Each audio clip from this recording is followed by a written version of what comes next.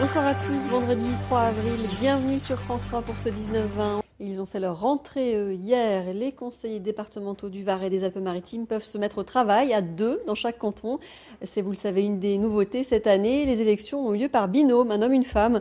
Entre eux, théoriquement, il n'y a pas de hiérarchie, mais comment, dans la pratique, se répartissent-ils les rôles et le territoire?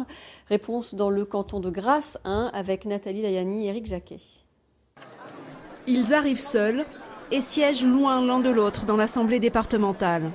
Entrée en fonction pas franchement synchronisée pour Michel Olivier et Jérôme Viau.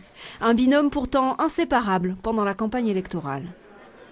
On a été placés aujourd'hui pour la première séance par ordre alphabétique. Donc c'est pour ça qu'on n'est pas à côté, mais on est tout à côté l'un de l'autre. Voilà. La loi n'a pas prévu de hiérarchie entre deux. En plus d'être paritaire, le binôme est donc égalitaire, en théorie. En pratique, ce binôme-là s'est déjà réparti les rôles. Il faut qu'on essaie d'obtenir auprès du Conseil général que l'éclairage départemental, l'EIR, puisse prendre en charge la totalité du paiement. Première séance de travail sur un projet départemental de rénovation urbaine en mairie de Grasse. Jérôme Viau est chez lui et c'est lui qui donne le ton. Que ça soit un grand balcon. Le maire de Grasse, conseiller général sortant, est plus médiatique, plus jeune, plus ambitieux aussi. La maire d'Andon est plus effacée.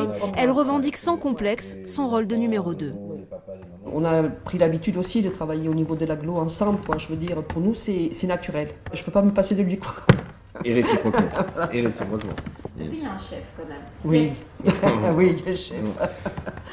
En tout cas, ce qu'on essaie de faire, c'est de fonctionner main dans la main. Et on n'est pas... Vous avez raison de poser cette question, parce qu'elle va se poser dans plein de cantons. Armez les meurtrières! Entre eux, pour le moment, pas de guerre de pouvoir, pas de partage de territoire non plus. Comme ils l'ont fait durant la campagne, les deux élus disent vouloir travailler ensemble à Grasse comme dans le Haut-Pays, ensemble, sur tous les dossiers, pour les 6 ans à venir. Et dans un instant, l'information se poursuit sur France 3 avec le journal de la rédaction nationale. Vous pouvez nous retrouver bien évidemment sur notre site internet france3côte-d'azur.fr avec notamment ce soir une sélection des meilleures chasses aux œufs et animations prévues dans la région pour ce week-end de Pâques. Sélection signée Anne Lehar. Je vous souhaite une excellente soirée. À demain.